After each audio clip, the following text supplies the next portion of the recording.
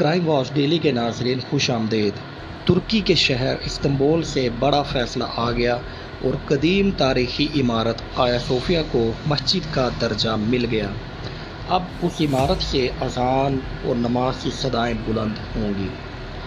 ترکی نے مغربی دباؤ قبول کرنے سے انکار کر دیا اور گزشتہ سال انتخابات میں بھی ترک صدر طیب اردگان نے آیا صوفیہ کو دوبارہ مسجد بنانے کا وعدہ کیا تھا۔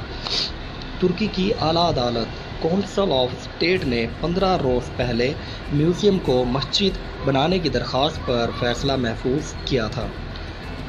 ناظرین، دراصل یہ عمارت بہت پہلے ایک چرچ تھی جسے بعد میں میوزیم کا درجہ دیا گیا تھا۔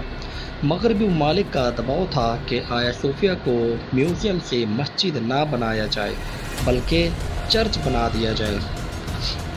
اس معاملے میں اہل یورپ یہ بھول جاتے ہیں کہ اسپین میں مسلم حکومت کے خاتمے اور زوال کے بعد جو 3000 مساجد تھیں ان کو میوزیم اور چرچ بنا دیا گیا تھا۔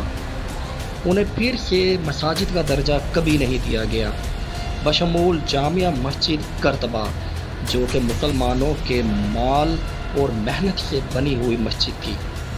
آیا صوفیہ میں 450 سال تک اذان گونجتی رہی ہے۔ پھر مصطفیٰ کمال اتاترک نے اسلام دشمنی میں اور مغربی آقاؤں کو خوش کرنے کے شوق میں 1931 میں اس مسجد کو میوزیم بنا دیا۔ اصل میں ابتدائی طور پر اس عمارت کی تعمیر سن 532 عیسوی میں جسٹن اول نے آرتھوڈکس چرچ کے طور پر کی تھی۔ کرائم واچ ڈیلی کے ناظرین، رومن کیتھولک اور آرتھوڈکس چرچ کا اختلاف ہمیشہ سے رہا ہے۔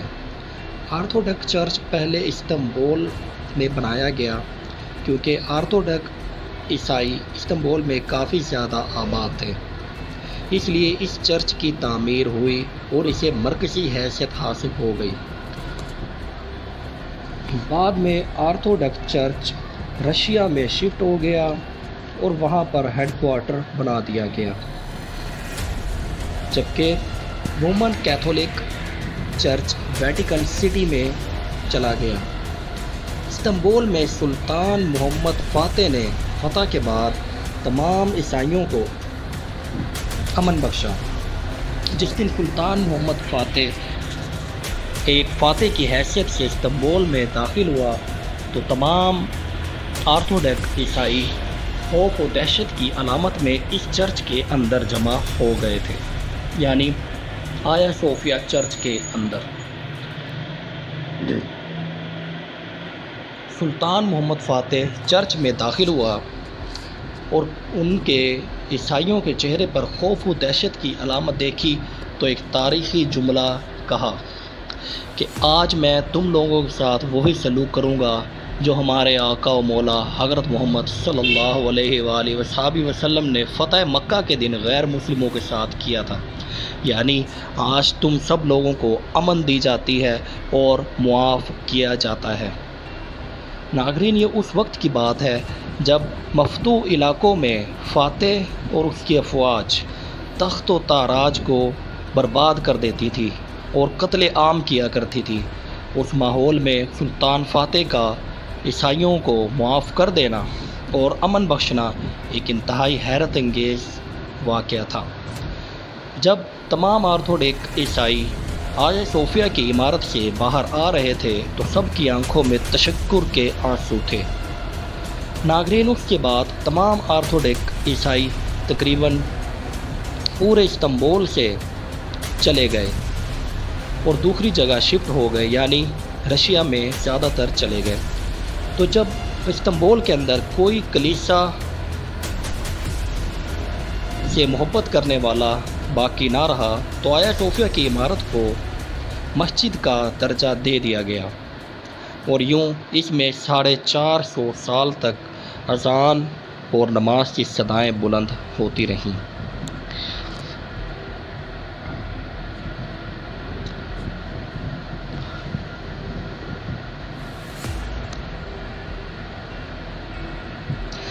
ناظرین، اس کے بعد 450 سال کے بعد کمال اتاترک نے استنبول کی باغ ڈور سنبھالی تو اپنی اسلام دشمن فطرت کی وجہ سے اور بہت سے اسلامی قوانین کی مخالفت کے ساتھ ہی اس مسجد کی تاریخی حیثیت کو بھی ختم کر دیا گیا، یعنی اس مسجد آیا صوفیہ کو میوزیم کا درجہ دے دیا گیا۔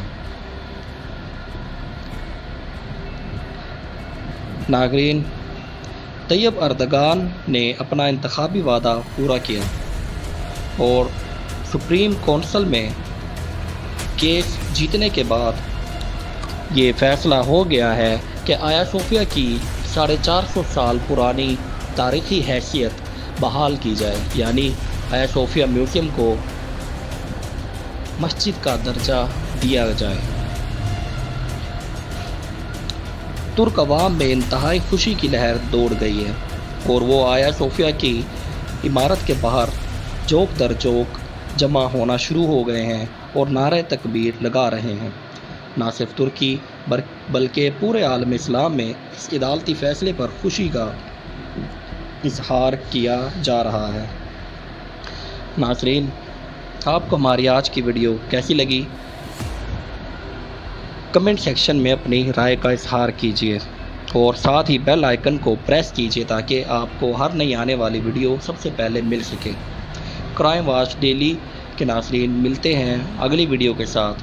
السلام علیکم۔